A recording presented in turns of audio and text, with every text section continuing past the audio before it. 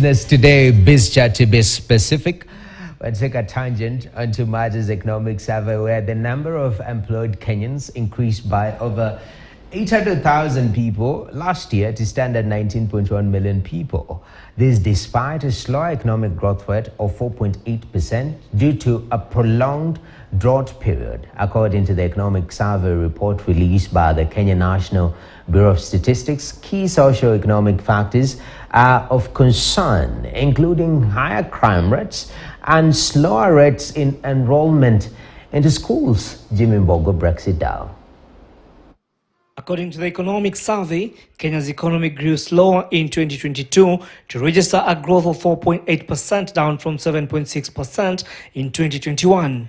Despite the slowdown, the number of Kenyans in formal employment grew by 3.8%, with 109,300 new jobs being created. But as in the previous years, informal jobs created the highest number of new jobs, employing an additional 702,900 Kenyans, with access to formal job market remaining limited. Most of our jobs are actually in the informal sector. That is one key thing to note. And of course, we are still reminding you that we have not included the small-scale agriculture and pastoral activities. Out of 19.1 million people in the labor force, 85% or 16 million worked in the micro, small and medium enterprises in 2002. And I note that a total of 816.6 thousand new jobs were generated despite the slowdown in the economy in 2022.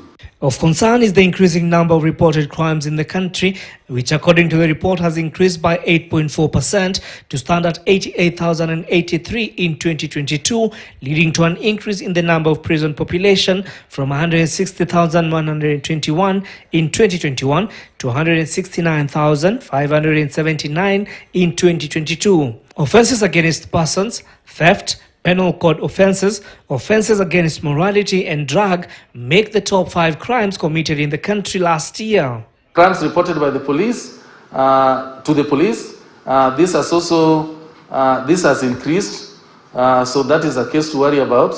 Then court cases, we have had a number of them that were reported for 3,000, but the ones that were disposed of were 381,877.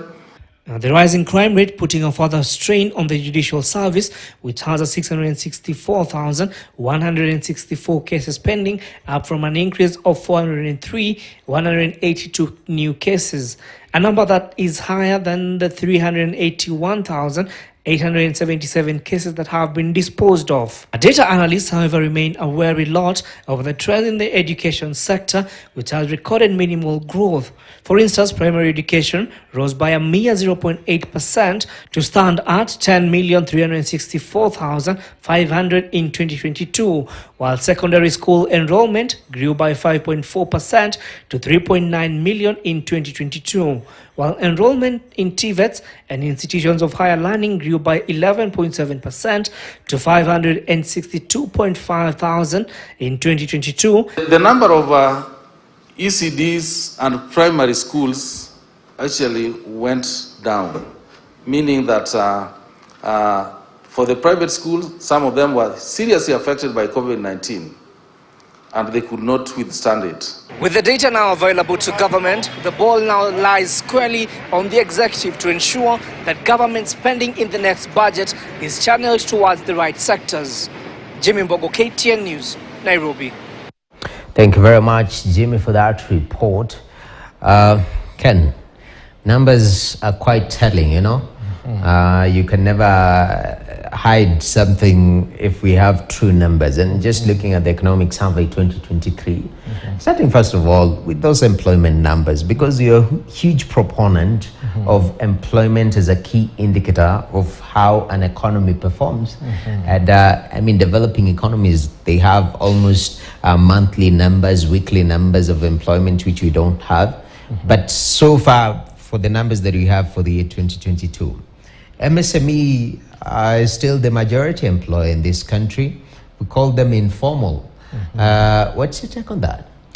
Well, it's good that the number of people in employment has gone up by 800,000 people, and it's going up to pre-COVID levels. So I think it's a good story, and you're absolutely right that these numbers need to be coming out on a monthly basis, not on an annual basis, and also with a bit more granularity in terms of which counties were these jobs being created, which sectors were these jobs, because it also helps even the people in the universities, higher academia, to be able to align with the sectors that are growing. So it's a good story that there are more people joining the labor force, but I think from a policy perspective, it makes it hard to make interventions. So I think if we can break them down into monthly and counties and sectors, I think we can have a much more richer conversation. Definitely. The employment numbers, apart from that, also just looking at the different sectors, the way they are performing. Dr. Kamau, I know you are in the education business. Looking at the numbers for the year 2022, enrollments, what do you have to make of that, the figures that Jimmy has mentioned in the report? Yes, as my colleague Ken has said, that it is a good thing that the labor force grew by about 800,000. And mostly that happened in the manufacturing sector, the trade sector, the transport sector. And this is where maybe the government should also try to direct the resources of the government in order to enhance and ensure that it creates a conducive environment for this sector that are doing well to continue doing better and better. As opposed to what the president announced that we about exporting labor. Because when we continue to export labor, what we are doing is we are experiencing a brain drain. And these are the kind of people that we should be trying to retain here, so that when we push to grow the contribution of manufacturing sector to the GDP, that would be a possibility. But when we keep exporting labor, because exporting labor is like exporting raw materials. And raw materials, they never bring back good foreign currency.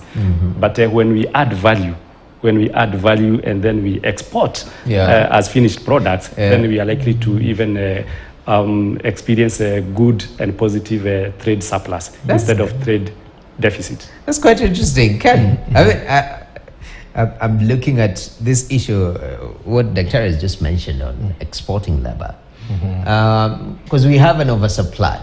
And when the government said, even in their manifesto, we'll pursue an export-led growth, you know, it also touches on the labor sector, right. Doesn't it? Well, there are positive and negative aspects of that.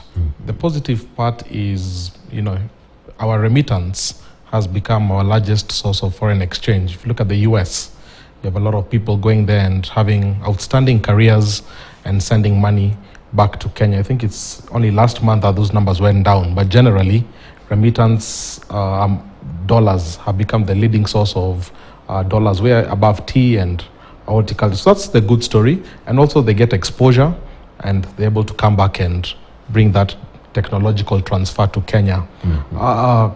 But there is a negative side to it, because, you know, Jeffrey Sachs did a research that showed people naturally want to work in places where they grew up, where they're familiar.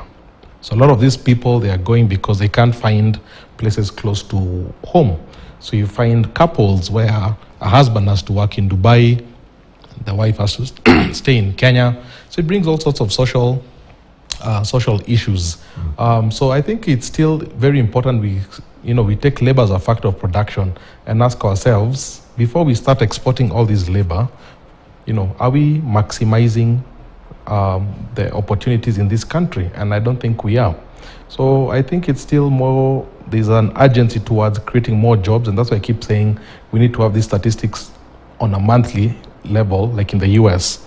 Every first Friday, they release this number. So there's more policy activity, when the policy is working, when it's not working. Otherwise, if you're to wait for the economic survey every April, the policy interventions that you can do are actually very, very minimal. Definitely.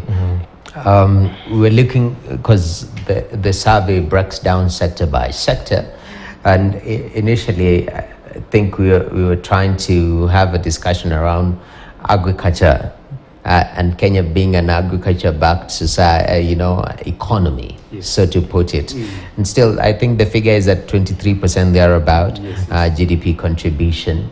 And what we saw last year with the drought situation, none of the experts was telling me, no, if the contribution of agriculture to GDP goes down, I think we should be happy about that, because it means either other sectors are coming up. We want the manufacturing, all these other sectors, health sector, education sector, to come up strongly.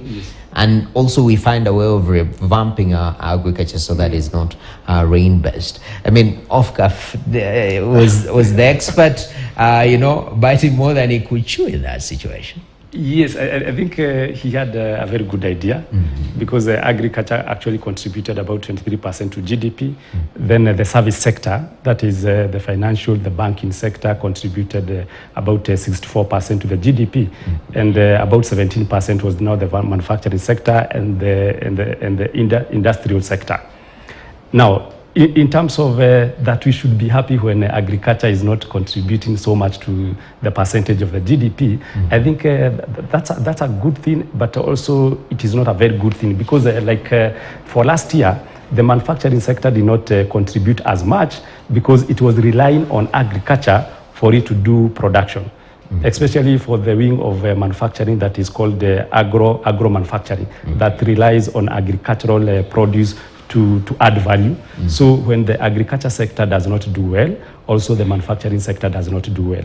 So there is some kind of interdependence between all these sectors. But all in all, if agriculture can grow in absolute terms, but reduce in terms of percentage contribution to the GDP, meaning that other sectors like manufacturing will have contributed more in percentage-wise to the GDP, and also the service sector. Okay, Ken? Now that Daktari is making quotes today, I think I should also have a quote. And it was Thomas Sankara who said that he who feeds a country controls the country. Yes. So it's very important that Kenya continues to feed itself. The country like the US, the most industrialized countries, such as the US, still have a very vibrant agriculture sector. So it is not true that a shrinking share of agriculture is a good thing. We need to ask ourselves, why are we importing 95% of our wheat when we have the lands in Narok? When you import your grains, you expose yourself to, if there's a Russia-Ukraine crisis and you're cut off, if there's COVID. So during COVID, many countries sort of cut off exports of grain. So it's very important that, yes, as we are industrializing as a country, we really have to remember that food is a primary industry, and you cannot outsource that responsibility to another country. In the event that you're in war with that country, you almost you become subservient. Yeah, definitely. Gentlemen, we've come to the end of this, and in the spirit of quotes, you're making very heavy quotes, gentlemen. Sankara, Kwame Nkrumah. Me, I'm going to quote one of us here. Yes. His name is Ken Gishinga, and he says that, don't do anything I wouldn't do this weekend. Yes. Daktari and Ken Gishinga, we appreciate your time right here on Biz Chat, and also thank you very much for joining us in this journey. What an analysis we've had on the two biggest stories, matters to do with the Finance Bill 2023 and also the Economic Survey report.